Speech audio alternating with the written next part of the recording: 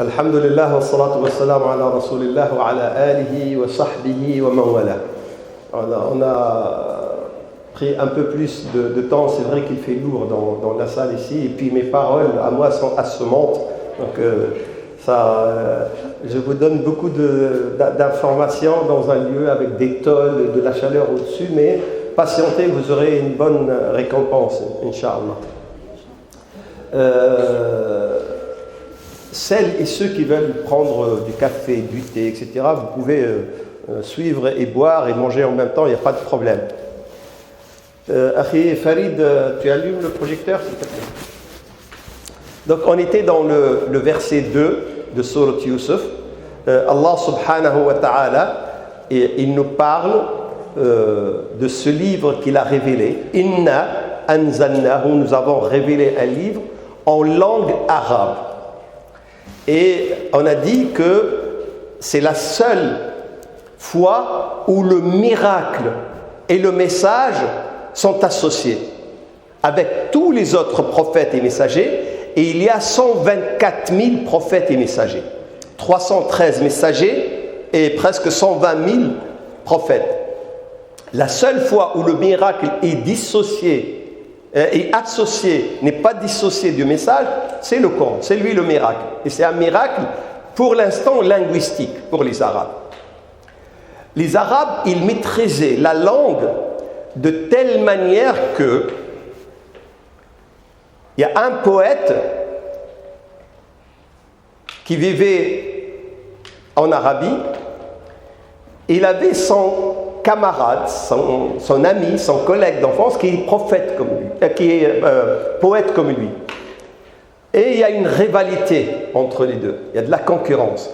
Seulement son ami, il avait une sorte de cheveu sur la langue, il n'arrive pas à prononcer la lettre Ra. Bien sûr, les vrais Français, dans le sud et dans la campagne, on dit Paris. Ce sont les étrangers de Paris qui ont commencé à parler le R, au lieu de rouler le R, ils disent le R, Paris. Mais lui, il n'arrive pas à prononcer Ra. Au lieu de dire Ra, il dit La. Et moi, j'ai connu un de mes cousins qui a la même difficulté à prononcer. Et on connaît chez nous des gens qui ont du mal à prononcer telle ou telle lettre. Alors, pour gêner et vexer son camarade, il a composé un poème de 1000 vers. Dans chaque mot, il y a au moins une lettre Ra. Chaque mot. Et nous l'avons, ce poème. Qu'est-ce qu'a fait l'autre? Il a composé un poème de 10 000 vers. Il n'y a pas une seule fois la lettre R. Ce qui est dans toutes les langues presque impossible. On peut le faire pour une page, 2, 3. Et quand je dis c'est un texte normal, mais quand je dis un poème, c'est-à-dire il y a une balance, il y a des rimes, il y a une syntaxe à respecter. Ce n'est pas à la portée de tout le monde. C'est pour montrer la richesse de la langue arabe et la maîtrise de cette langue par les Arabes. À tel point vous croyez que c'est l'Eurovision, c'est dans quelques jours. Ce sont eux qui ont inventé les expositions là pour les chansons. Non, les Arabes, ils organisaient un festival de poésie tous les ans. Il y en a un qui est à la Mecque, un dans la banlieue, où il y a tous les poètes qui viennent de toute l'Arabie pour présenter. Ils n'ont pas de support écrit. La poésie, elle est composée immédiatement dans la tête, elle est récitée immédiatement. Et comme ils ont tous, à l'époque, des magnétophones dans leur tête, ils enregistrent immédiatement. Et le prophète a connu un gamin qui est devenu un grand compagnon. Ce gamin, c'est incroyable. Il avait 7 ans. Quand il entend quelqu'un, il peut parler pendant 4 heures. Il reporte les 4 heures, au mot près. Il a tout appris.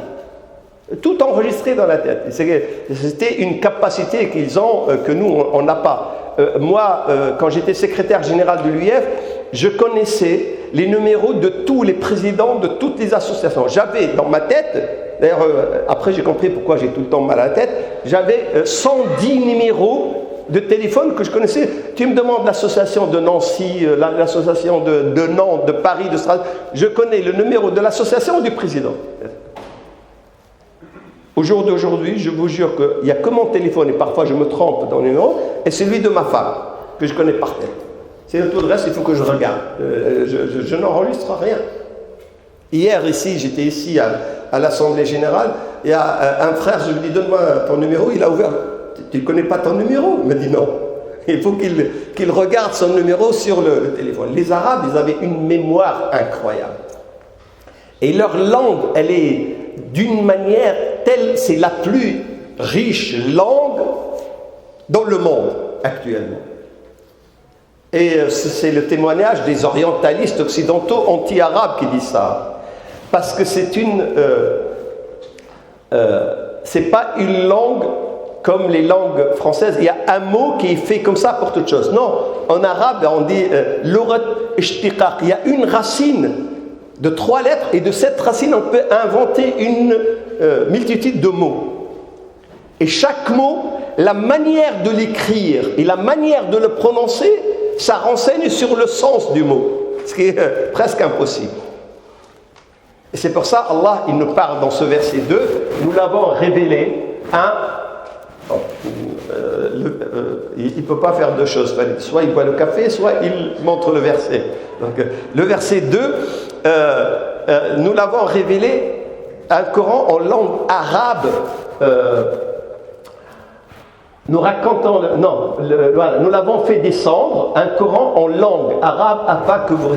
Mais langue arabe, je vous ai dit la dernière fois quelque chose. Est-ce que Dieu, il a choisi les Arabes et il a traduit sa parole, c'est la langue de Dieu, on ne sait pas, la langue divine, je ne sais pas comment on appelle ça, et puis il l'a traduit pour les Arabes pour qu'ils comprennent le texte. En réalité, ce n'est pas ça la vérité. La vérité, c'est que le Coran, dès l'origine, c'est-à-dire dès l'éternité, il était en arabe. Parce que le Coran, il a existé dans le ciel avant la création de l'univers. Puis après, il a été entreposé du 7e ciel, il a été entreposé au 1er ciel, en langue arabe. En réalité, Dieu, il a fait que les Arabes parlent la langue du Coran, qui existait avant. Et c'est ça la noblesse que le Coran, dans d'autres versets, dit. On a fait que vous appreniez la langue dans laquelle va être révélé le dernier livre, qui est sa langue originale.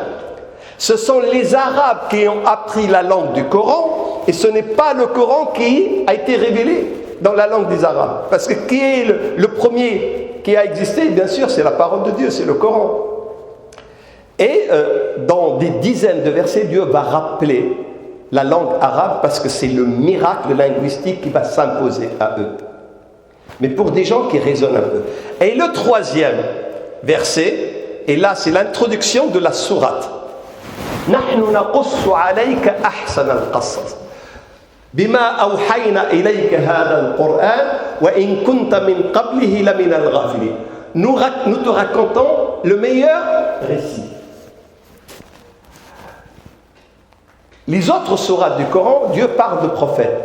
Mais il y a des caméras qui captent quelques photos, quelques scènes des prophètes. Une sourate parle d'une autre scène. Une sourate, il n'y a pas un récit complet. Et les Juifs, ils sont venus voir les Mécois et ont dit, posez-lui des questions sur un des fils de Jacob qui a amené sa famille de Bilad et Shem, de la Palestine, vers l'Égypte. Est-ce qu'il va savoir répondre? Et dites-lui pourquoi il ne suit pas ce que nous avons appris à l'école dans une histoire. Il y a l'intrigue, il y a le héros, il y a l'introduction, il y a le prologue. Là, le Coran, il mélange tout. Il commence par, il raconte l'histoire de Moïse, puis il saute à Nour, puis il revient à Ibrahim, puis il parle de ceci, il parle d'une seule chose, et dans une autre sourate, il va développer, dans celle-ci, il va écourter. Allah subhanahu wa ta'ala, il leur dit, vous voulez une histoire qui respecte le standard? Eh bien, je vais vous donner la meilleure. Vous ne pourrez jamais faire ça. Parce que si vous demandez à la littérature moderne, une histoire, c'est quoi? C'est deux choses. Soit une intrigue autour de laquelle il y a des personnages. soit un personnage autour duquel il y a des intrigues. Cette sourate, il y a les deux. Il y a un personnage entouré d'intrigues, qui est Youssef, et puis il y a une intrigue principale, ce qui est arrivé à Youssef, et une multitude de personnages. Le roi, le domestique, le ministre, la femme du ministre, le journaliste, l'espion, le gars du RG, le flic du quartier, tout le monde est cité ici, tout. Et aucune autre histoire n'a fait les deux. Un personnage central et des intrigues autour. Ou alors une intrigue principale et des personnages autour. Là, il a réuni les deux. C'est pour ça, c'est le meilleur récit. Il n'y a pas grave. Et je vous ai dit, dans toute la sourate, toutes les histoires finissent bien. Puis on ne perd rien. C'est construit d'une manière chronologique. On va suivre Youssef de son enfance jusqu'à ce qu'il dise. La dernière parole de Youssef, Rabbi tawaffani muslima. Oh mon Dieu, amène-moi à toi, musulman. Et mets-moi parmi les vertueux. Il a souhaité, ça y est, il a rempli sa mission. Il a fait tout. Et là, il dit, ça y est, j'ai plus rien à faire sur terre. C'est-à-dire, de sa naissance jusqu'à sa mort, nous allons le suivre avec une ligne directrice chronologique qui va englober toute la vie de Youssef alayhi salam. Et qui raconte ça? Bima awhayna ilayka hadha al-Qur'an. Grâce à la révélation que nous te faisons dans le Coran. Même si toi, Muhammad, avant tu ne savais rien, tu ne savais pas lire, tu ne savais pas écrire, tu n'as jamais entendu parler de cette histoire de Youssef. Et les Juifs le savaient. Et d'ailleurs, un des Juifs qui a conseillé à Quraysh, aux mécréants, de poser cette colle prophète, finalement, quand le prophète est parti à Médine, il était le chef des rabbins. C'est lui le premier qui s'est converti à l'islam. Il s'appelle Abdullah ibn Salam. Le plus grand rabbin, il a dit, ça y est. Il lui est resté juste une petite formalité, il a attendu que le prophète vienne pour l'avoir. Tout ce qu'il a fait, ça a confirmé. Mais il y a un problème avec la caméra. Peut-être, oui, ça c'est... peut-être que la prise n'est pas... Ouais, elle n'est pas allumée. Ouais, donc tu remets... mes techniciens sont des amateurs, hein, donc vous devez les excuser. On n'a pas Farid n'a pas voulu nous payer des professionnels. Donc il y a les aléas du direct. Oui, c'est bon, merci, c'est gentil. Il a branché la caméra à la prise, mais il n'a pas allumé la prise. Donc, j'en étais où, moi? Personne ne suit?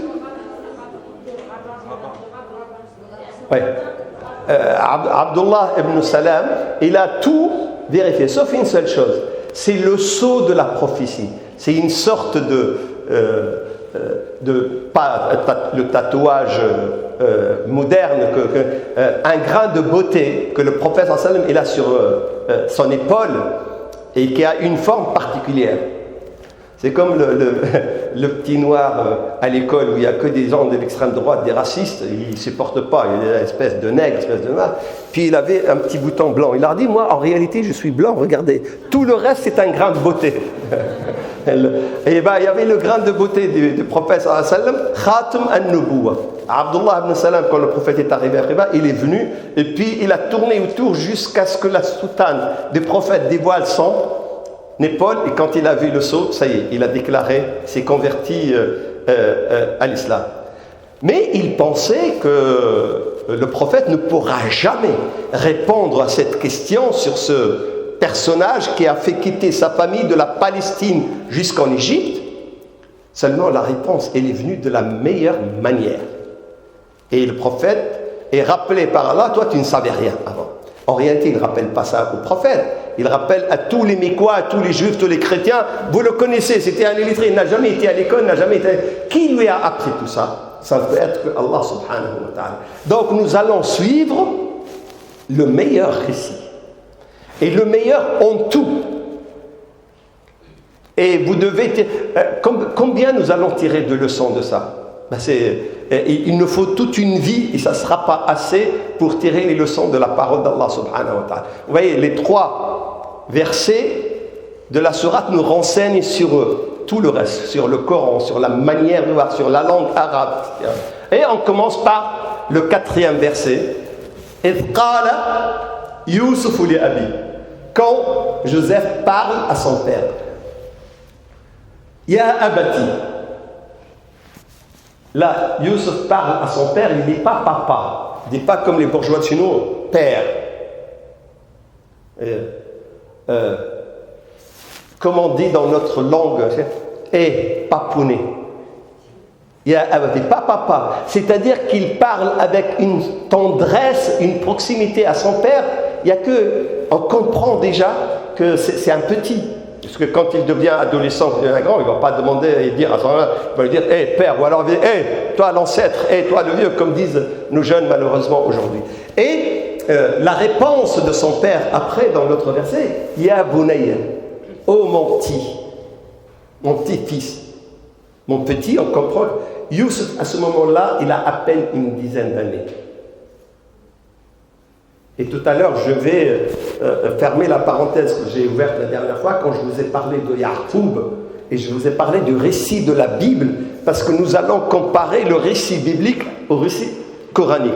Je vous ai dit, je vais vous dire, la Bible, elle nous a raconté des choses sur Ishaq. Je vous ai dit comment elle nous a raconté que Ishaq, il a été trompé par Ya'qub qui a arnaqué son père pour avoir le droit d'aînesse et pour avoir la bénédiction. Et comment El-Is, son frère, il a vexé son père, et puis il est parti, etc. Elle nous raconte des histoires que le Coran vient rectifier. Al-Qur'an al-Karim n'a jamais dû...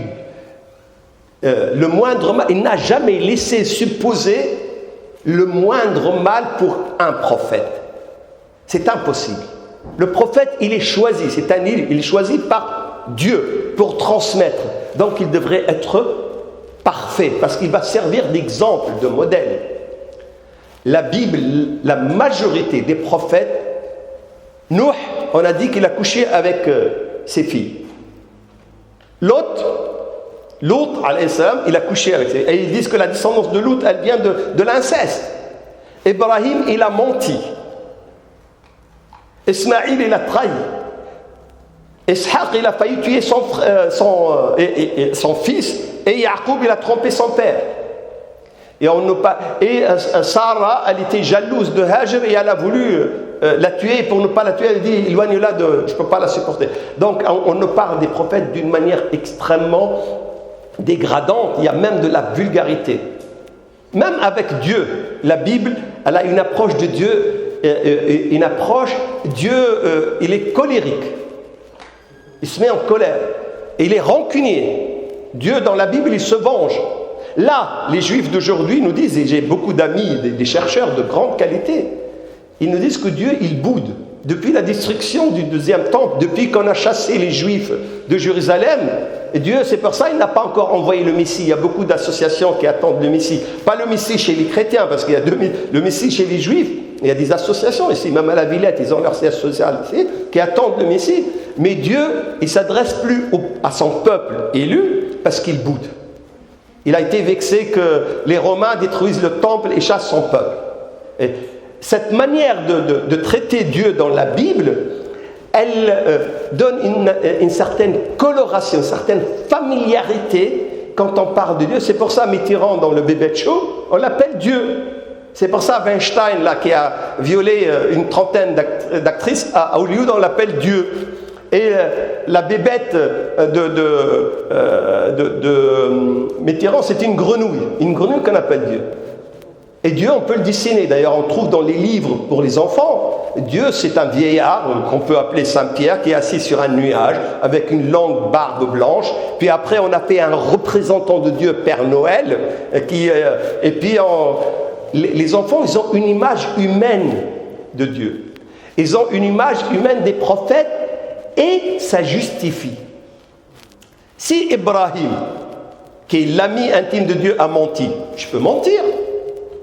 Si des prophètes, ils ont commis de l'inceste, alors que Dieu les a... moi aussi je peux. Si eux, ils l'ont fait, eh ben moi aussi je le fais. Et ça va banaliser, ça va justifier le comportement parfois dégradant et déviant, mais c'est d'une manière inconsciente, véhiculée dans notre culture occidentale, alors que le modèle, il devrait être vraiment parfait, sinon les gens vont le suivre dans le bien et dans le mal.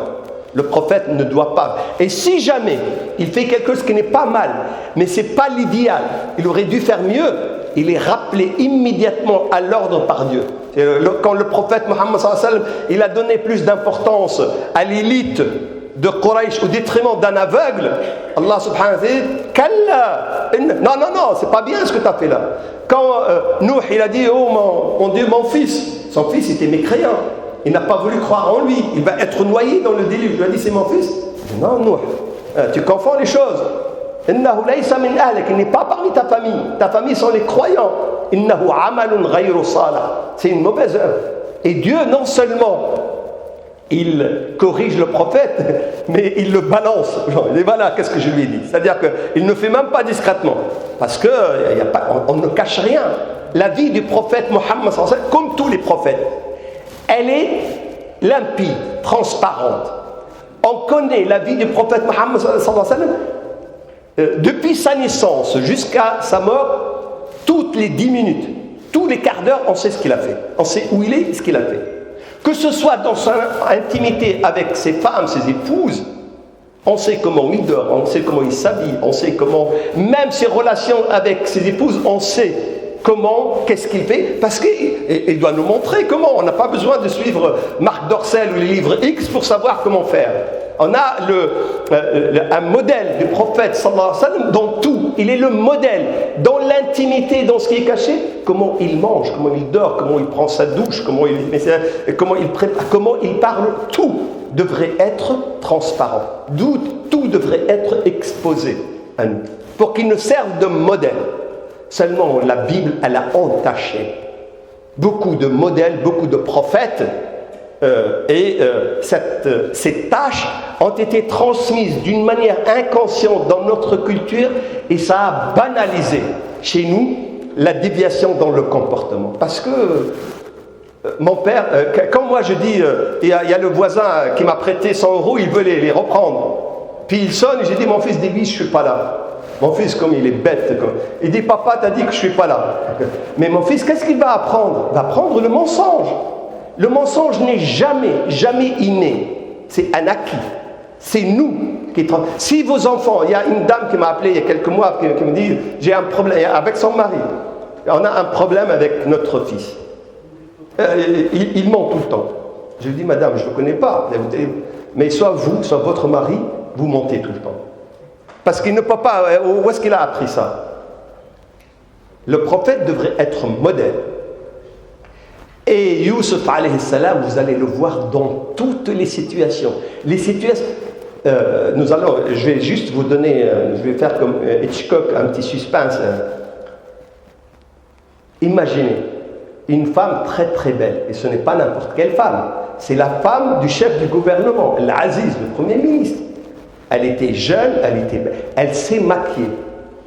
Elle a mis la dernière lingerie à la mode.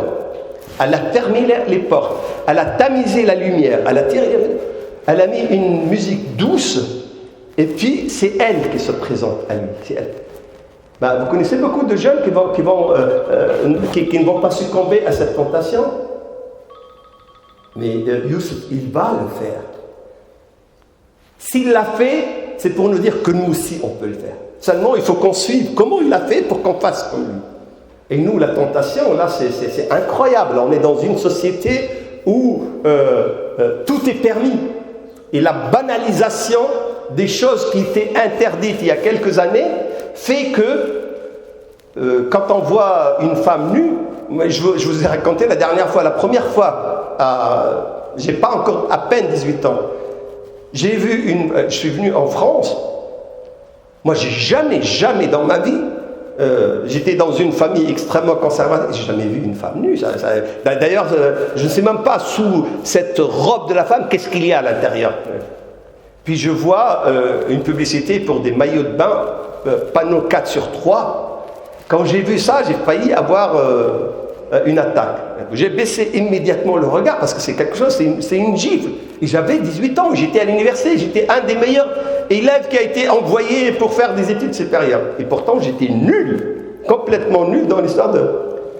j'ai pas supporté. Le deuxième jour, le troisième, j'ai commencé à regarder. Le cinquième jour, je cherchais la marque des maillots de bain. Et c'était devenu banal. Maintenant, ça me fait rien du tout. La multiplication et la banalisation du péché fait que la tentation, on ne peut pas ne pas succomber. Et Youssef ici va nous montrer comment, dans les situations les plus ambiguës, comment on doit résister, comment on doit se comporter pour être quelqu'un d'honnête, quelqu'un de convenable, quelqu'un de serviable, dans toutes les situations. Vous savez, ses frères, ils ont dit tuez-le. Va le voir immédiatement, tuez Youssef. Ce sont ses propres frères. Ils veulent l'assassiner. Après, ils ont décidé de le jeter dans un puits en plein désert. Ils l'ont accusé de tous les maux, juste parce qu'ils sentent qu'il est meilleur qu'eux, par pure jalousie. Et quand ils les voient, et ce sont eux qui ont besoin de lui, qu'est-ce qu'il leur a dit? Allez, je vous pardonne.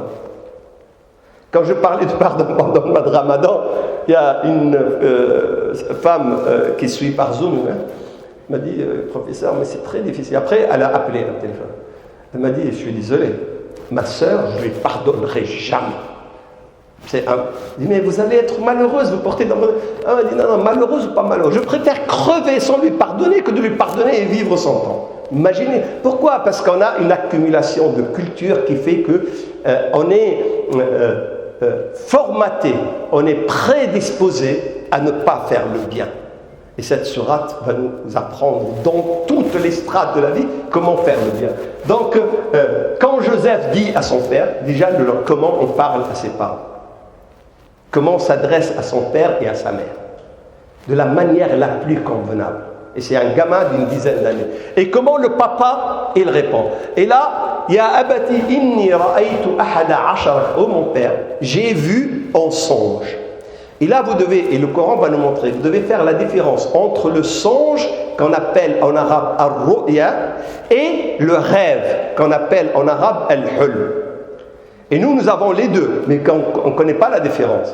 Donc, quand on a un rêve, on pense. Mais il y a des songes qui veulent dire quelque chose, qui ont un message transmis de l'au-delà à notre esprit, notre ruh, notre âme, et on doit l'interpréter et le connaître. Puis il y a le rêve, qui est la soupape psychologique de notre esprit. Et si on ne rêve pas, on meurt. Et le rêve, on a besoin du rêve pour pouvoir vivre. C'est l'alimentation de l'esprit. Là, il va nous apprendre. Là, il fait la différence. Ce n'est pas un rêve, c'est un songe. Ru'ya, laysa hulm. Et qu'est-ce qu'il dit? J'ai vu le soleil et la lune et 11 planètes. Ok. Mais après, il dit Ra'aytum, et je les ai vus en train de se prosterner pour moi. Donc, il les a vus dans deux situations. D'abord, il les a vus normalement. Il a reconnu ça, le soleil, ça c'est la lune, et puis des planètes. Il les a comptées. Ils ne sont pas 12, ils ne sont pas 10, ils sont 11. Donc il les a comptés. Donc c'est quelqu'un, il était en songe, mais qui était presque éveillé dans son esprit. Et comme le rêve s'est répété, ce son s'est répété plusieurs fois, donc il va parler à qui? Il va parler à son père. Beaucoup de nos enfants n'osent pas se confier à leurs parents. Ils vont se confier à la copine, au copain, parfois à la maîtresse ou à l'enseignant, mais pas à la maman. Normalement, l'enfant, il est programmé pour quand ça ne va pas, maman. Quand ça va bien, papa. C'est comme ça, nos enfants, ils sont... Youssef, et d'ailleurs, moi, je le fais d'une manière... Quand mon fils fait quelque chose de bien, regarde mon fils, regarde son bulletin. Quand il fait une bêtise, regarde ton fils, ce qu'il a fait. Regarde là, ce n'est plus mon fils, c'est le fils de ma femme. Et eux, quand ils ont besoin d'aide, c'est toujours la maman. C'est comme ça, c'est la nature. Et quand ils sont bien, ils veulent jouer avec le papa. Là, Youssef, il a compris que cette histoire-là, elle doit avoir une signification. Ce n'est pas par hasard qu'il voit le soleil et la lune. Il les a vus dans leur situation normale. Ça, c'est le soleil, ça, c'est la lune. Il les a reconnus. Et ça, ce sont des planètes. 1, 2, 3, 4. 10, 11. Non, je me suis trompé. 1, 2, 3, 10, 11. Ah oui, c'est 11 planètes. Et le lendemain, il voit la même chose. Et puis, il les voit dans une autre situation. Le soleil, la lune et les planètes se prosternent. Et il dit, Ra'aytuhum li sajidin, il parle comme si c'était des personnes raisonnables. Parce que normalement, dans la langue arabe, on dit sajid, ce sont des choses, ce sont des planètes, non pas de raison. Mais lui, il en parle comme s'il parlait de personnes réelles. Parce qu'il a compris, à 10 ans, que si jamais elles se prosternent, c'est qu'elles ont une raison. Et là, le Coran, il va nous montrer comment le soleil parle, comment le ciel parle, comment la terre parle, comment les animaux parlent, comment les plantes parlent. Et on va comprendre que toute chose a un langage, et toute chose a une langue, et elle parle seulement et grâce à Dieu, notre oui, elle est programmée pour n'écouter que une gamme particulière des sons, de 20 Hz à 20 000 Hz. Tout le reste, on ne l'entend pas. Imaginez si on ouvre le micro spécial djinn ici dans la salle. Vous savez, la Courneuve, déjà, elle était avant, il y a 50 ans, c'était les usines d'armement ici. Vous voyez les djinns ici, ce sont les officiers des djinns de toute la France sont à la Courneuve ici. Si on ouvre le micro, en plus ils viennent ici à la mosquée, et parmi eux, il y a énormément de flics, des renseignements généraux qui viennent voir ce qu'on fait. Et puis, si on ouvre le micro spécial ange, il y a parmi chacun d'entre vous, il a au moins une dizaine d'anges qui l'accompagnent. Sans compter les autres anges qui viennent pour bénir notre assemblée. Sans compter les anges qui viennent parce que c'est une mosquée. Sans compter les anges qui viennent parce qu'on étudie le Coran. Il y a des milliers d'anges dans cette salle. Imaginez si j'ouvre le micro, on n'entend plus rien. Puisque tout le monde... Imaginez toutes les bactéries, les microbes qu'il y a ici. Si on augmente le son, qu'est-ce qu'elle raconte? Mais ils parlent. Et quand le Dieu nous parle de la fourmi qui parle, il a fallu attendre jusqu'à il y a une dizaine d'années seulement où on a mis un appareil qui peut écouter et qui peut détecter la fréquence des fourmis. On a trouvé qu'ils ont vraiment un langage construit avec des formules comme les êtres humains. Mais Youssef, il a compris que les planètes parlent, qu'elles ont une raison puisqu'elles se sont prosternées. Et elles se sont prosternées à qui? À lui. Et comme c'est le soleil qui est soumis à Dieu, et la lune qui est soumise à Dieu, et les planètes, il dit si elles se sont prosternées, c'est qu'elles ont eu l'ordre de Dieu. Regardez le gamin de 10 ans. Et si elles ont eu l'ordre de Dieu, il n'y a personne qui peut m'expliquer le pourquoi, à part mon père et les prophètes. Yaaqub, c'est un prophète. Et le père de Yaaqub, Ishaq, c'est un prophète. Et le père de Ishaq, Ibrahim, c'est un prophète. Donc Youssef, c'est la 4e génération. C'est pour ça, dans un hadith, le prophète, en parlant de Youssef, il dit Al-Karim, Ibn al-Karim, Ibn al-Karim, Ibn al-Karim. Le noble, fils de noble, fils de noble, fils de noble.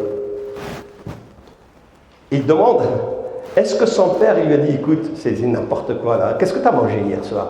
T'as dormi à quelle heure? Qu'est-ce que tu as regardé?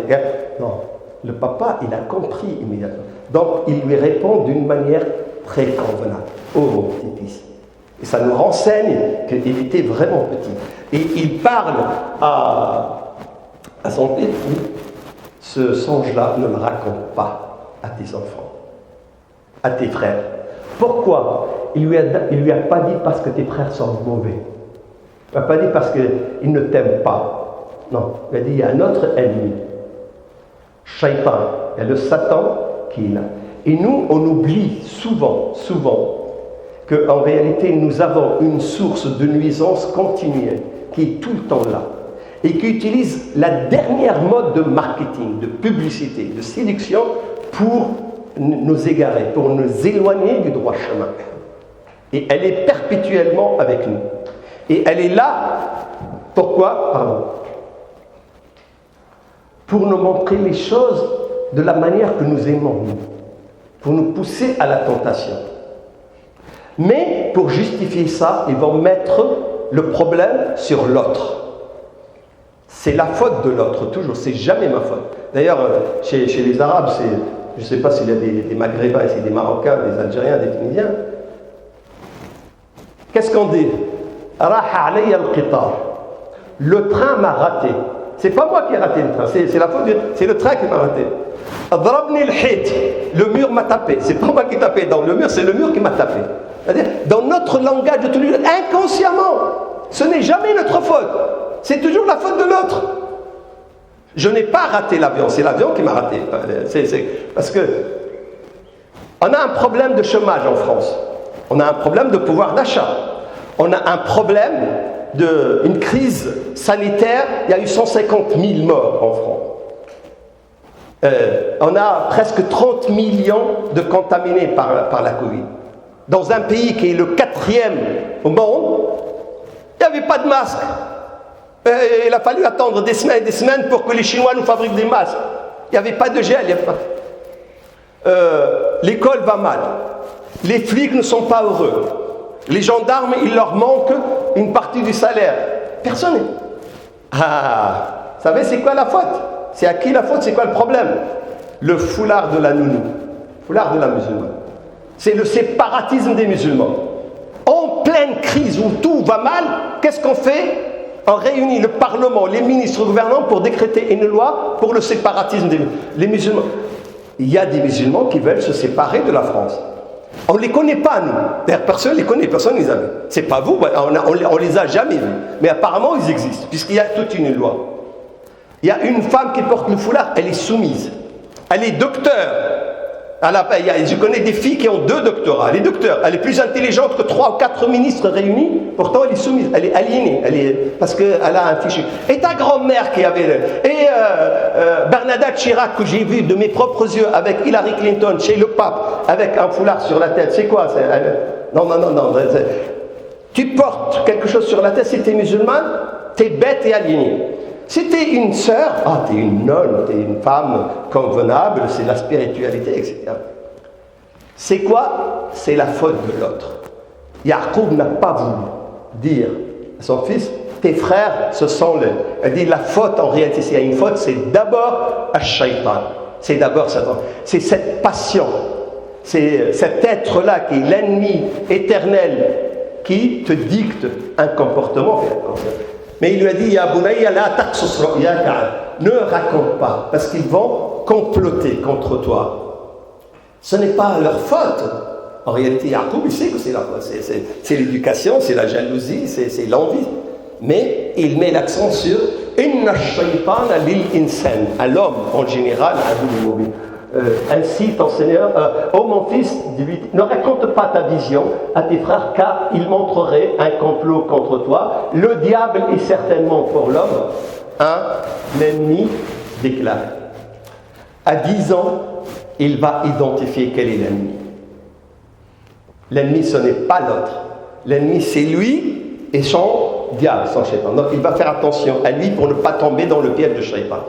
Et c'est une autre manière de vivre.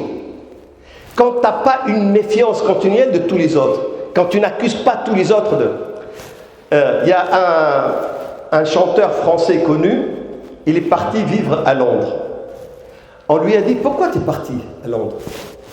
Il lui a dit, à Londres, quand un Anglais passe devant ma Rolls ou ma Mercedes, il dit, ah bravo, c'est quelqu'un qui a réussi. Ah vraiment, c'est quelqu'un de bien. Et puis s'il voit une poussière ou une feuille d'arbre, il enlève, il prend son mouchoir, il essuie la Rolls, parce qu'il a de l'estime pour cette personne qui a réussi, qui a acheté cette belle voiture. Il dit, en France, quand je garde ma Mercedes ou ma Rolls aux Champs-Élysées, le premier Français qui passe, il sort son porte-clés, il raye la porte. Il l'a volé là. Où est-ce qu'il a trouvé les sous là? C'est sûrement... il dit, mais c'est pas la même mentalité. C'est pas la même manière d'aborder la vie quand tu en veux au monde entier. C'est pour ça beaucoup de jeunes, quand ils disent, ah, les juifs, ils n'étaient pas musulmans. Celui qui déteste le juif parce qu'il est juif n'est pas musulman. Celui qui déteste le chrétien parce qu'il est chrétien n'est pas musulman. Celui qui déteste l'arabe parce qu'il est arabe n'est pas musulman. Celui qui déteste la femme parce qu'elle est femme n'est pas musulman. On déteste l'arabe, même le musulman, quand il transgresse la loi, quand il commet un crime. Pour moi, un musulman qui a commis un crime, je le déteste comme un juif qui a commis un crime, comme un chrétien. C'est le crime que je déteste, ce n'est pas la personne en elle-même. Mais vous allez trouver, et vous l'avez vu dans l'assassinat de cette journaliste de Jazeera, beaucoup d'imams, malheureusement, et de savants, ils disent on n'a même pas le droit de dire Allah yarhamha, que Dieu lui accorde la miséricorde, parce que c'est une chrétienne. Il y a des gens qui se sont déclarés gardiens du paradis et de l'enfer. C'est comme si Dieu les a nommés vigiles devant la porte de l'enfer, ils rentrent qu'ils veulent, ils sortent. Ben, ces gens-là n'ont pas compris l'islam. Yaqub, dès le début, il a appris son fils. Le problème, ce ne sont pas les autres. Si les autres complotent contre toi, tu ne devrais pas avoir de la haine. Tu dois avoir de la compassion. Les pauvres, ils sont victimes de shaitan. Ils n'ont pas su résister, comme moi, shaitan. Parce que c'est shaitan qui les a poussés à comploter contre moi. Et à ce moment-là, la bataille n'est pas la même. Déclarer la bataille à sa passion, à sa propre personne et shaitan, ce n'est pas comme déclarer la guerre à tout le reste de l'humanité. Ce n'est pas la même chose. Celui qui déclare la guerre shaitan et à lui-même, il ne va pas utiliser de Xanax, il ne va pas aller chez les psychiatres, il ne va pas sentir, il ne va pas être en dépression perpétuelle. C'est lui qui en veut à la terre entière, n'est jamais, oui, il ne se sent pas bien. Il y a toujours une pression, il y a toujours quelqu'un de plus beau que toi, il y a toujours quelqu'un de plus intelligent que toi, il y a toujours quelqu'un de plus riche que toi. Pire, cette fille-là, elle est plus belle, plus riche, plus intelligente que toi, les trois. Eh bien sûr, je veux la flinguer, moi. Si je veux une chose, c'est la tuer. Mais si je pense comme Yaqub a appris à son fils, je dis, si Dieu lui a donné la beauté et l'argent, c'est peut-être pour l'éprouver. Peut-être que si j'étais à sa place, j'aurais fait les 400 coups, j'aurais tout perdu. Peut-être que Dieu me veut du bien. Et Dieu, comme il est équitable, il a sûrement donné à moi quelque chose qui compense la beauté, quelque chose qui compense la richesse, quelque chose qui compense l'intelligence. Peut-être que moi, j'ai plus de compassion. Peut-être que moi j'ai plus de compétences pour élever. Peut-être que moi je vais donner naissance à 3-4 enfants. Elle va être stérile. Peut-être que moi je vais vivre avec mon mari jusqu'à ma mort ou sa mort. Et elle va collectionner les fiancés et les maris. Elle ne sera jamais heureuse. Ce n'est pas du tout la même manière d'aborder la vie quand c'est l'autre qui est la cause ou quand c'est shaitan. Et Yaqub, dès le premier instant, il apprend. Et c'est ce qu'on doit apprendre à nos enfants. Et c'est pour ça, le Coran, il nous montre la manière. Mais il lui dit, fais gaffe, tes frères, ils peuvent comploter. Ta propre sœur peut te détester, elle peut te jalouser. Ta propre fille, j'ai réglé des problèmes entre la fille et sa mère. Et j'ai découvert, c'est la jalousie. La maman est jalouse de sa fille, ou la fille est jalouse de sa mère. Et puis la fille, elle me dit, elle n'arrête pas de prendre mes jupes. Et alors, c'est quoi au contraire, je dis, moi, si ma fille ou ma mère, c'est que vous avez la même taille, c'est bravo pour la maman qui porte la même taille que sa fille. Souvent, la maman, elle porte 2, 3, 4 tailles de plus. Mais parce qu'elle veut plaire comme moi. Moi, je l'ai choisi. Mais parce que dans notre tête, l'autre devrait être plus laid, devrait être plus moche, devrait être pire. Et cette manière-là ne nous permet pas de vivre heureux. Mais on doit savoir que ça existe. Il y a des gens qui ne vous aiment pas. D'ailleurs, Allah subhanahu wa ta'ala, il nous dit dans le Coran, nous allons le voir un peu plus tard, beaucoup des autres. Et il nous dit, Ahl al-Kitab, les gens de livre, c'est-à-dire les juifs et les chrétiens, et al-mushrikin, et les non-croyants, veulent vous rendre mécréants après que vous soyez musulmans. Ils veulent vous égarer. Beaucoup, quand Dieu il dit beaucoup, c'est-à-dire des ministres, c'est-à-dire des gouvernements, c'est-à-dire des journalistes, des chercheurs, des pseudo-spécialistes, des candidats à la présidence, ils veulent vous égarer. Pourquoi? Hasadan min indi anfusihim, par pure jalousie. Peut-être parce qu'ils ne connaissent pas. Min ba'di ma tabayyana lahum al-haq. Si, ils connaissent la vérité. Mais seulement la jalousie les pousse à... Donc Yaqub, il dit à son fils, sois vigilant. Ne déteste pas les autres. Ne sois pas parano. Ça, mais tu devrais être vigilant. Tu devrais comprendre le comportement. Il y a des envieux. Il y a des jaloux. Il y a des comploteurs. Mais en réalité, c'est ta faute à toi. Tu dois faire attention à toi. Et la faute de ton et la faute de leur shaitan. Parce qu'eux, ils ont succombé le shaitan. Quand Dieu, il dit ça, c'est-à-dire, il laisse l'espoir pour chacun, que n'importe quelle personne égarée, perverse, elle peut retrouver le droit chemin. On ne peut jamais désespérer de quelqu'un qui est mauvais. Mais si on le déteste, lui, la personne, ça y est, il est mauvais, il est mauvais. On ne l'aimera jamais. Mais quand on dit il est mauvais parce que c'est shaitan, si on trouve le moyen de l'aider pour combattre shaitan, il peut être bien. Et je ne sais pas si vous avez, si vous suivez, enfin si, la majorité d'entre vous sont des jeunes, ils sont accros à Facebook, à Twitter, à WhatsApp. Mais si vous voyez ce qui se passe dans le monde ces dernières semaines, les dessinateurs des caricatures contre le prophète sallallahu alayhi wa sallam, ils se sont divisés en 3 catégories. Immédiatement après, des gens qui sont devenus tellement malades parce qu'ils n'ont supporté qu'ils sont morts, d'autres qui sont enterrés dans le 3e sous-sol d'un bâtiment et qui vivent un malheur absolu, d'autres qui se sont convertis à l'islam. Et si vous voyez, il y a un candidat en Hollande, il a été formé, financé pour combattre l'islam. Et puis il a décidé d'écrire un livre dans lequel il dévoile tout le mal de l'islam et des musulmans. Et il a eu tout ce qu'il faut comme matériel. Quand il a commencé cette histoire-là, il vérifie. Le Coran déteste les juifs et les chrétiens et appelle les musulmans à tuer tout le monde. Il cherche.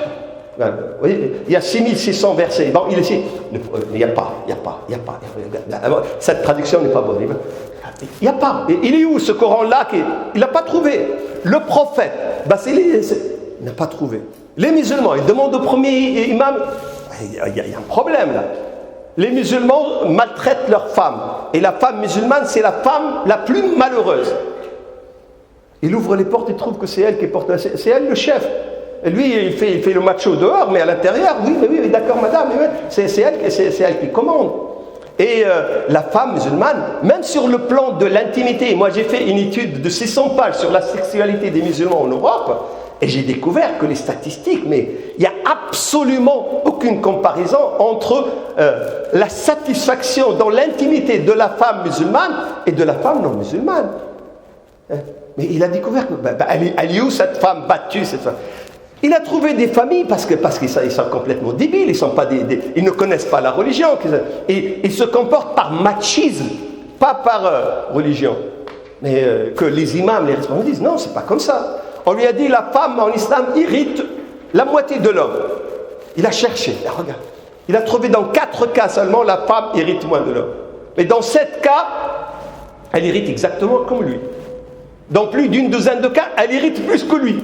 Et dans 2-3 cas, elle irrite et lui n'irrite pas. Il a trouvé que la balance, elle est largement au profit de la femme. Et qu'est-ce qu'il a fait? Il a laissé tomber. Il a dit, je vais écrire un livre. Pourquoi moi j'étais formaté pour écrire quelque chose qui n'est pas vrai?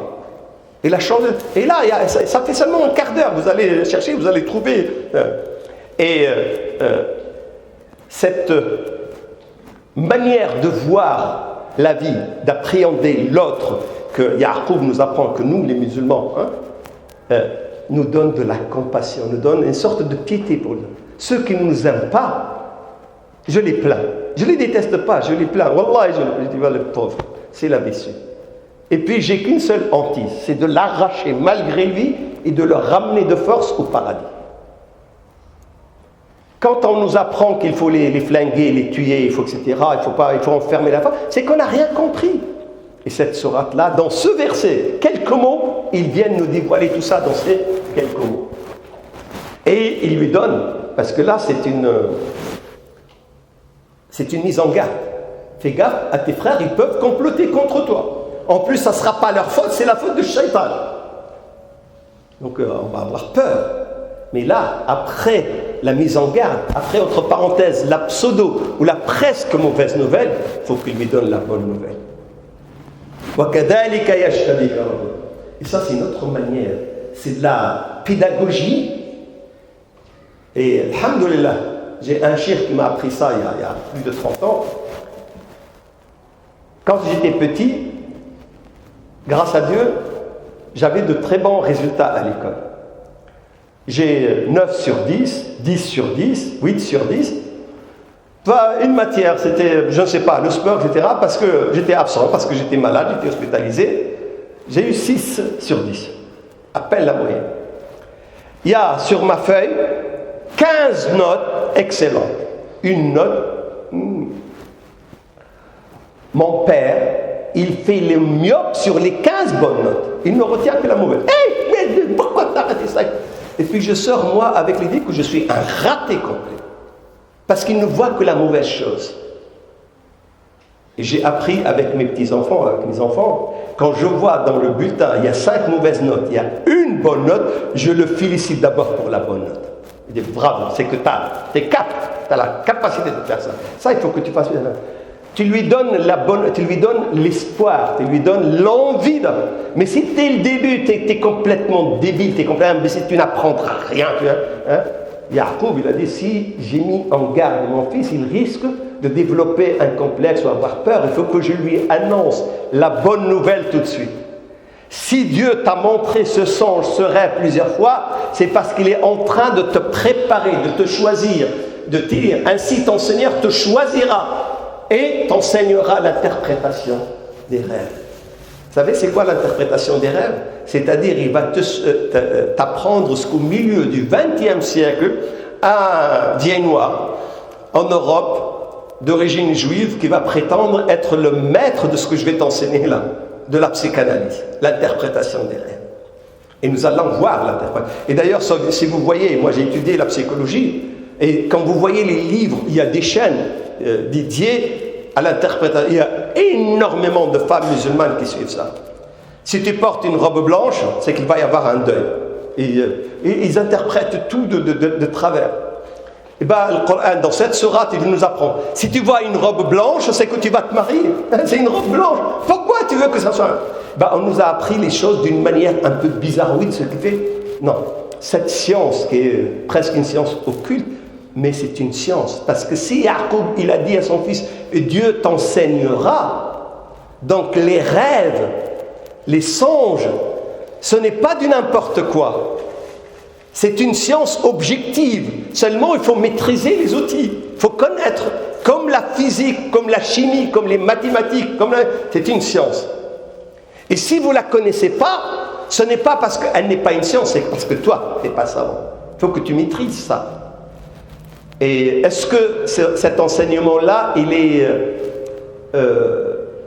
vain, ne sert à rien? Il va sauver l'humanité d'une famine qui allait décimer l'Égypte et tous les pays aux alentours.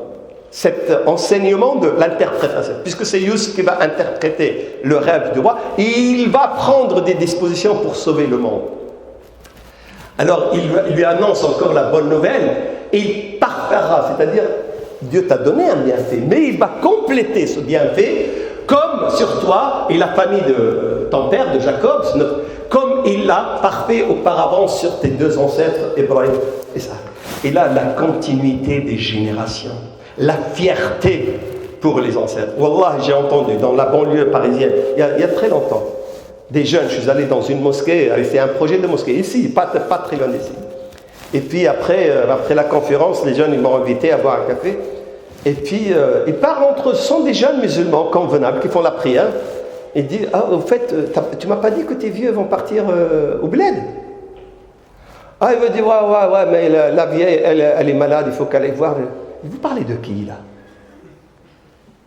On parle des ancêtres, des vieux, Vous parlez des vieux, vos parents? Vous n'avez pas honte?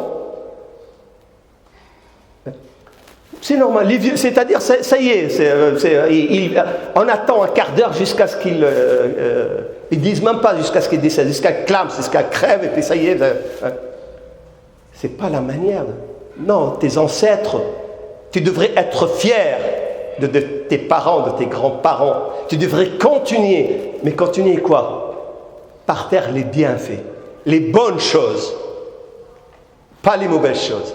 Et si ton père a fait une mauvaise chose, tu dois rectifier. S'il a mangé, et moi j'ai connu, alhamdoulilah, j'ai connu quelqu'un, il a hérité de son père une fortune avec ses frères et sœurs. Il est venu, il a rendu tout ce qu'il a hérité à une famille pauvre. Parce qu'il a découvert que son père, il a acheté ce champ-là injustement, parce qu'il a exploité le besoin de cette famille pour la spolier de son bien. Il dit, je ne vais pas, mon père il a fait ça. Non, moi je vous redonne votre bien et je demande pardon pour mon père. Et il a consacré une partie de son salaire pour essayer de faire des dons pour racheter la maladresse de son père. C'est ça la continuité. On doit être fiers de nos ancêtres, être fiers de nos prophètes. Et nous, nos prophètes, nos ancêtres, c'est qui? Ce n'est pas Muhammad sallallahu alayhi wa sallam. Ça c'est le dernier. Nos prophètes de Adam jusqu'à Muhammad. Les 124 000 prophètes sont les nôtres. On n'a pas de racisme contre Moïse, contre Jésus. Contre... Le musulman qui préfère un prophète sur un autre, là nous farriqu bayna ahad min rusul. On ne fait pas la différence. Dieu peut connaître quel est le prophète qui est, mais nous on ne fait pas la différence. Le musulman qui fait la différence n'a rien compris. Ce sont des modèles pour toute l'humanité. Et tous les humains sont mes frères. C'est vrai que la vie peut nous éloigner les uns des autres, mais je vis avec ça.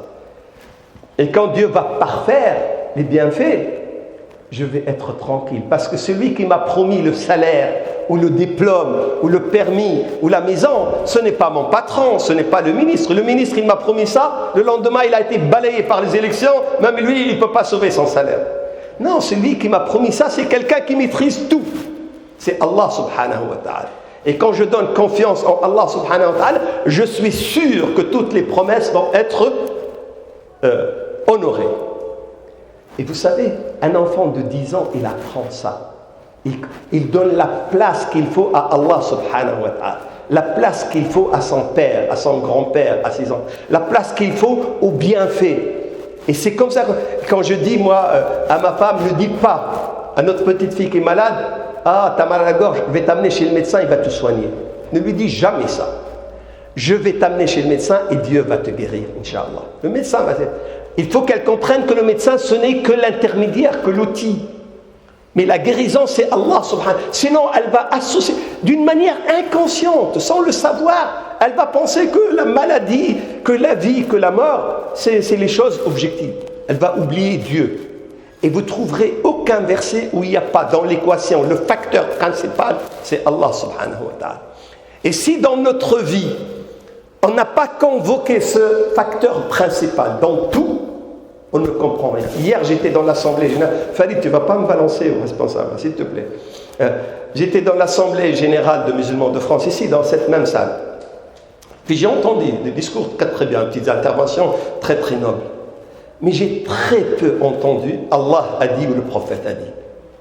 On cite des chercheurs, on cite des ministres, on cite des experts comptables, on cite des cabinets d'audit, on cite des anciens présidents.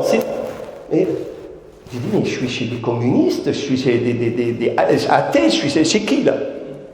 Parce que la pression de la société matérialiste occidentale, d'une manière inconsciente, nous a éloignés de Dieu. Et j'ai entendu un da'iya, soi-disant un da'iya, pendant 1h12 minutes, il n'a pas cité un seul verset, à part celui par lequel il a commencé à dire « Alhamdulillahi Rabbil Alamin ». Mais il a cité Nietzsche, il a cité Guevara, il a cité Fidel Castro, il a cité De Gaulle, il a cité tout le monde. Ouais. Bon, les gens disent « Ah, machallah, il a une très bonne culture ». Il a une très bonne culture, il a une très mauvaise foi. Convoquer Allah dans tout, absolument dans tout, c'est le secret de la réussite de notre vie. Et c'est pour ça, quand tu commences à manger, qu'est-ce que tu dis? Bismillah. Quand tu ouvres la porte pour rentrer, tu dis Bismillah.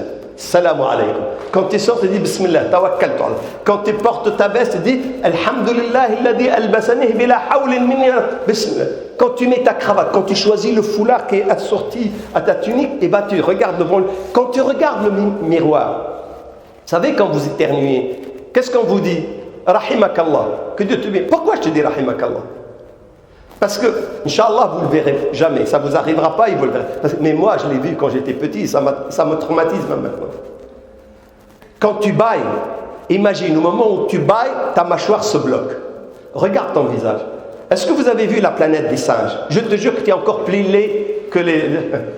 Mais vous avez un visage moche. C'est pour ça quand tu reviens, parce que Rahima, quand tu éternues, c'est une remise à zéro de tout le système, donc tous les appareils, les systèmes se mettent à zéro. C'est comme si quand tu réinitialises ton ordinateur, et puis ton visage revient, tu étais dans une situation extrêmement laide, moche, et ça, je te dis, Alhamdulillah. Dieu, il est partout, même quand tu éternues. Et quand Dieu est associé dans ta vie, les problèmes de la vie, et Dieu sait que nous avons des problèmes. Hier, on est sorti avec un frère, il m'a dit, écoute, viens, ne le dis à personne, je le dirai à personne.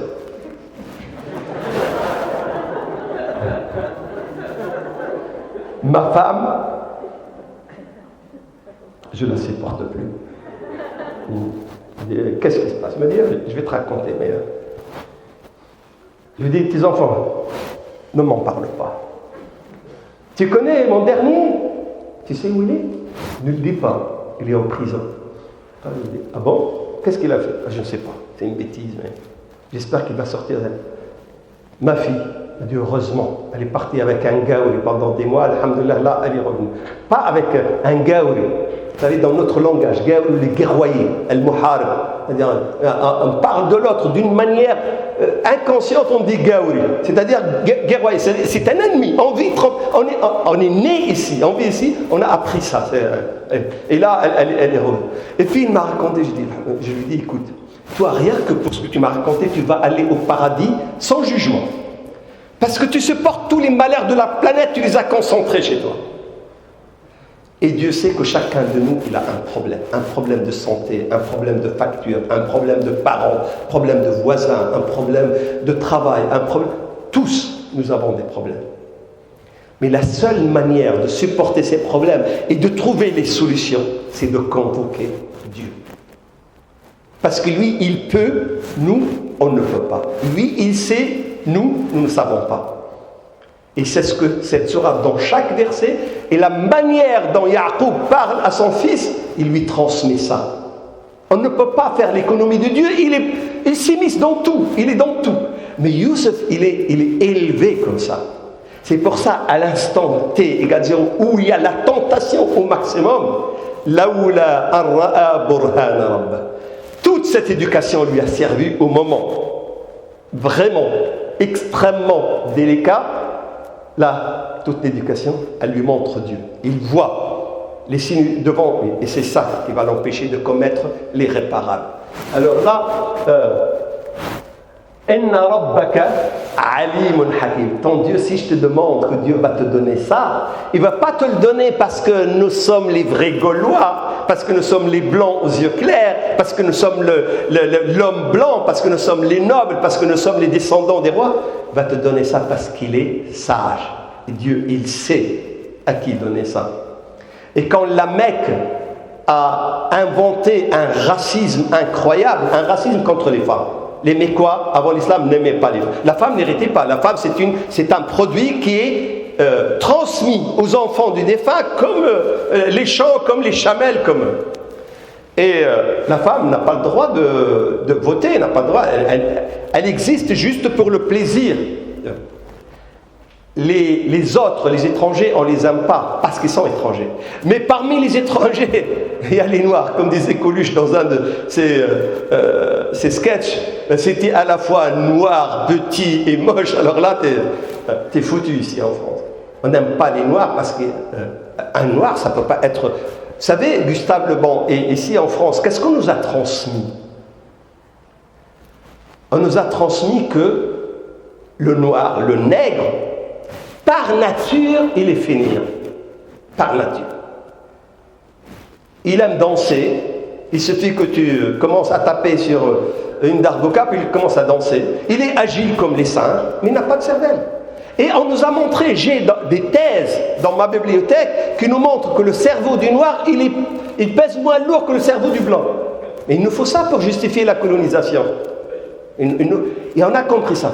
Et on s'est vengé à partir des années 50, etc. Maintenant, le noir, le fantasme de pratiquement toutes les jeunes françaises.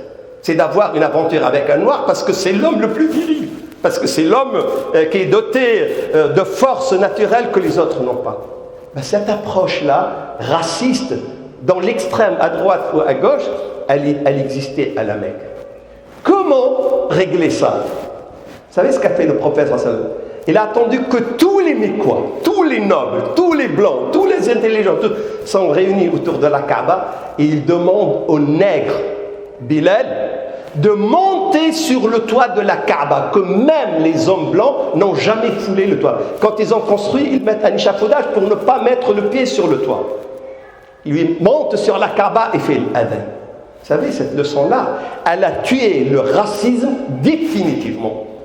Et le lendemain, tous les musulmans ont affranchi leur islam. Ils ont compris que la couleur, c'est ce que j'ai dit moi à M. Le Pen il y a quelques années, quand je suis allé voir le Front National.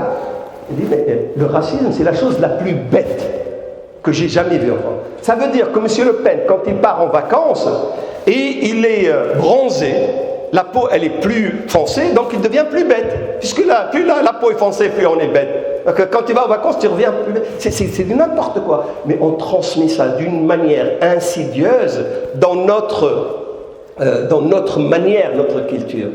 Donc Allah, toi Youssef, il va te donner les bienfaits. Ce n'est pas parce que tu es le fils de Yacoub seulement, ce n'est pas parce que tu es blanc, ce n'est pas parce que tu es palestinien, ce n'est pas parce que tu es français, ce n'est pas parce que et parce que lui, il est sage. Parce que Dieu, il sonde les cœurs, mais pas les images, pas les cœurs. Et cette sagesse-là, elle est savante. La sagesse de Dieu, elle est parfaite, elle n'a pas de... Et le savoir, c'est-à-dire, ce qui va se passer rentre dans ce que j'ai appelé dans une de mes conférences, l'agenda de Dieu. Faites confiance à l'agenda de Dieu. Vous pouvez avoir tous les journalistes contre vous, tous les candidats à la présidentielle contre vous, tout le gouvernement contre vous. Et puis, on prépare des plans pour vous faire du mal. Puis l'agenda de Dieu a envoyé un petit truc qu'on ne voit même pas, on ne sait même pas, qui s'appelle coronavirus. Et puis tous les plans changent. On va laisser ça pour après. Là, il y a autre chose. C'est quelque chose qu'on ne voit même pas. Et puis, ça, faites confiance à Dieu. Faites confiance à l'agenda de Dieu. Vous saurez que Dieu, il est sage. Même si tu as un problème, si tu as attrapé une maladie, si tu as eu un accident, si tu as perdu de l'argent, si tu as perdu un proche, ça rentre dans l'agenda de Dieu. C'est quelque chose de bien pour toi, mais tu ne sais pas où est le bien. Faut que c'est pour ça qu'il dit Inna lillahi wa inna ilayhi raji'un. Ce moment-là, tu as un soulagement. Et Dieu, il sait. Il ne fait pas ça parce qu'il est coléreux ou parce qu'il a un changement d'humeur. Non, Dieu, il sait. Allahu ya'lamu haythu yaj'alu risalat. Et Dieu, il sait à qui il donne le message. Vous savez, la confiance qu'on a en Dieu, c'est le meilleur don qu'on peut avoir dans notre vie. Parce que quand il n'y a jamais d'espoir, quand l'espoir... Je ne sais pas si vous avez... Je vous conseille de le voir. Vous pouvez le télécharger, même gratuitement. Vous pouvez le télécharger, sinon ça ne coûte pas cher. Taxi, avec Mel Gibson et Julia Roberts. Vous pouvez le voir. Et le chef des renseignements américains qui programme des gens pour accomplir des missions louches du gouvernement, il a dit... Maintenant, il est rentré dans la zone où l'espoir est absent. Il n'y a plus d'espoir. La chose la plus horrible pour l'être humain quand il n'a plus d'espoir, ni pour la guérison parce qu'il est malade, ni pour régler ses factures parce qu'il a demandé à tout le monde, ni pour réparer la panne qu'il a, ni pour réussir cet examen, ni pour assister à cette chose. Eh bien, quand tu es avec Dieu, tu ne rentres jamais dans la zone de désespoir. Il y a toujours un espoir. Toujours. Et notre vie sans espoir ne vaut rien du tout. Le malheur, si vous voulez avoir une définition exacte du malheur, le malheur, ce n'est pas de ne pas avoir d'argent, de ne pas avoir de piscine, de ne pas avoir de travail, de ne pas avoir d'amis. Le malheur, c'est de ne pas avoir de l'espoir. Tant que tu as de l'espoir, la vie est belle. Et là, il lui apprend l'espoir. Dieu est savant. Dieu est sage et savant. Il sait ce qu'il fait. Et comme Dieu, il sait ce qu'il fait. Et comme je fais confiance à Dieu, tout ce qui m'arrive, je peux l'interpréter de la meilleure manière.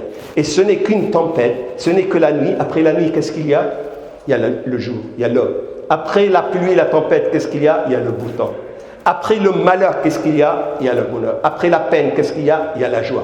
Et c'est comme ça que Youssef alayhi salam, il apprend ça. Et quand tu apprends ça, tu sais qu'est-ce que tu veux? Tu veux faire le bien à tout le monde. Tu peux être le calife de l'humanité. Parce que tout ce que tu veux, c'est de faire le bien. Tu te sens bien et tu veux faire le bien. Et quand les gens qui t'ont fait mal sont devant toi, allez-y, je vous pardonne. J'avais de la pitié pour vous. Je ne vous déteste pas. J'ai pas de place dans moi. Mon cœur, il est petit. Je ne peux pas le remplir de haine, de jalousie. La seule place que j'ai dans mon cœur, je l'ai remplie par l'amour. Les chrétiens nous disent que Jésus, c'est le Dieu d'amour. C'est vrai. Mais tous les prophètes viennent enseigner l'amour. Dans 2 mots, Yacoub, il transmet ça à son fils. Pourquoi tu es parti? Vous disiez, donnez-lui un café, s'il vous plaît. Laqad kana fi Youssef, regardez, il y avait certainement Joseph et ses frères une leçon, une exhortation pour ceux qui interrogent. Qui c'est qui interroge? Je vous ai dit, ce sont les Juifs qui ont dit, mais quoi? Poser la question au prophète sur pourquoi ils ne respectent pas le standard des romans et pourquoi, et c'est quoi ce prophète qui est parti avec sa famille en Égypte. Et Allah subhanahu wa ta'ala, il dit لَقَدْ كَانَ فِي يُوسُفَ وَإِخْوَتِهِ آيَاتٍ. Ça veut dire quoi, ayat? Vous allez voir le miracle dans tout. Mais notre vie, elle est comme ça. Notre vie, si on prend un quart d'heure de réflexion. Et moi, je vous invite, et ceux qui nous suivent par Zoom, ou les gens que j'ai à Amiens, ça, on a eu un peu une parenthèse à cause de... Mais on avait ce qu'on appelle une veillée spirituelle pour les femmes, une retraite spirituelle. Prenez le temps d'être un quart d'heure, toutes les semaines, juste toi, enfermé avec toi-même. Et si tu peux sortir dans le parc au coucher du soleil, ou la nuit, au début de la nuit, ou même le matin, ou n'importe endroit où tu regardes, ne pense à rien. Regarde, essaie d'écouter les oiseaux. Si tu écoutes bien les oiseaux, tu vas comprendre ce qu'ils racontent. Les oiseaux, ils ont vraiment des histoires à raconter. Ils vous racontent tout ce qui s'est passé dans la journée. Mais vous allez comprendre que les oiseaux, en réalité, ils sont en train de plaindre les humains. Oh, regarde, les pauvres, les pauvres. Et nous avons la traduction de beaucoup de langage d'oiseaux dans l'histoire de Sulaiman. Et nous allons voir ça en détail, Inch'Allah. Écoute cette mélodie. Les feuilles d'arbres, quand ils font ce bruit-là. Écoute l'eau qui coule dans le parc. Juste ce bruit qui est caractéristique dans n'importe quel parc, dans n'importe... Et puis laisse-toi aller. Réfléchis. Qu'est-ce que tu vas comprendre? Tu vas comprendre que toute la vie, ce sont des signes, un ensemble d'indications. Mais seulement toi, tu es aveugle, tu ne les vois pas. Si tu ouvres un peu les yeux, tu vas tout comprendre. Ma femme, elle sait, j'entends à la radio, il y a eu un bus qui s'est renversé, il y a eu 12 enfants qui sont morts. Puis elle me regarde avec un regard de reproche. C'est comme si elle veut me dire, c'est toi, tu es derrière. Pourquoi? Parce que la semaine d'avant, je lui dis, écoute, tu vas voir, d'ici quelques jours, il va y avoir un problème. Soit une inondation, soit un tremblement de terre, il va y avoir quelque chose où des enfants vont mourir. Pourquoi? Parce que nous avons assassiné injustement des enfants quelque part dans le monde. Et les responsables le savent. Quand j'ai mal, genou, j'ai une douleur, je sais pourquoi. Parce qu'hier, au lieu de faire ma prière à l'heure, j'ai voulu terminer la série. Regardez, finalement, il va l'épouser ou non. J'attends, et la prière, elle est partie. Puis je sais que ce problème-là, c'est moi la cause. Quand j'ai un problème dans ma vie, je sais que ce n'est que la justice, l'équité. Tout ce qui se passe dans le monde, je le comprends dans une matrice, dans un tableau extrêmement clair. Il n'y a rien qui est laissé au hasard.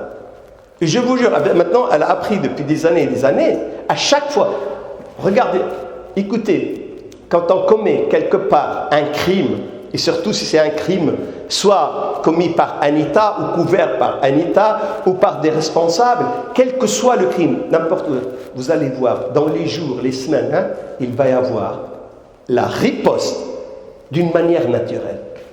Et si vous regardez dans les 12 enfants qui sont morts, il y en a 2 qui appartiennent aux 2 ministres qui ont signé l'attaque contre des enfants quelque part un peu dans le monde et qu'on les a tués. Rien n'est laissé au hasard. Si tu sors, comme a dit Omar, je vous ai déjà raconté ça 1000 fois, Omar il a dit « Je connais mon péché comme ma bête trébuche ». Quand tu sors, tu veux démarrer ta voiture, elle ne démarre pas. Sois sûr qu'il y a un problème. C'est toi qui es derrière. Soit tu es conscient, soit tu es inconscient. Les compagnons, quand la bête trébuche, quand il se cogne la cheville contre la porte, on dit il s'est levé du mauvais pied. Oui, il s'est levé parce qu'il a fait. C'est qu'il sait cette douleur-là, c'est pour compenser quelque chose qu'il a. Il suffit de gratter. Et là, il lui dit Mohammed, l'histoire de Youssef et de ses frères, ce ne sont que des signes, des leçons pour les gens qui s'interrogent. Il suffit qu'ils se posent la question et tu dois répondre aux Juifs ça. Et il va nous dérouler toute l'histoire. Il va commencer à partir de quand, Inch'Allah,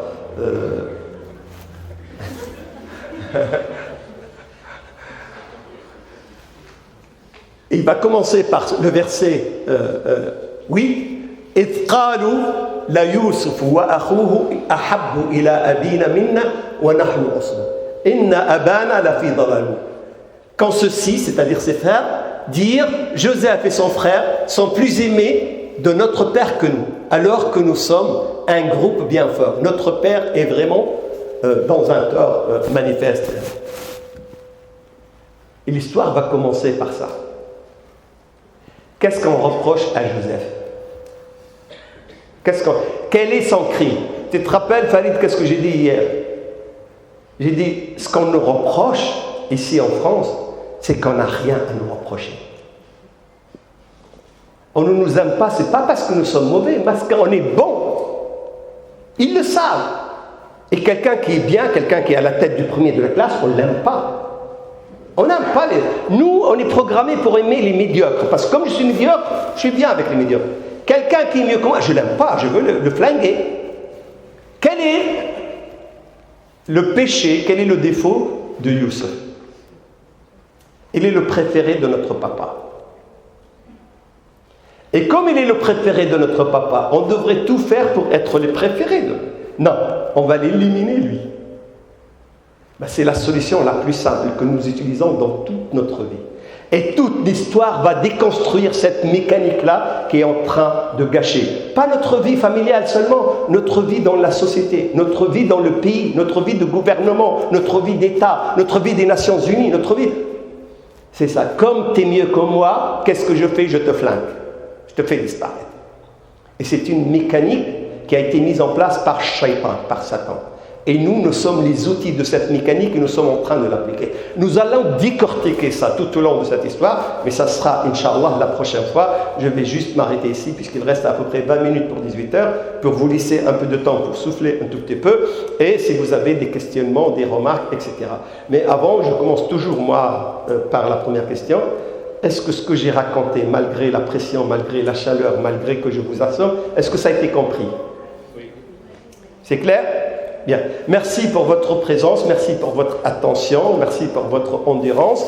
Et je vous donne 1 minute ou 2 pour souffler, puis après, je ferai un plaisir pour discuter, débattre avec vous si vous avez des questionnements, si vous avez...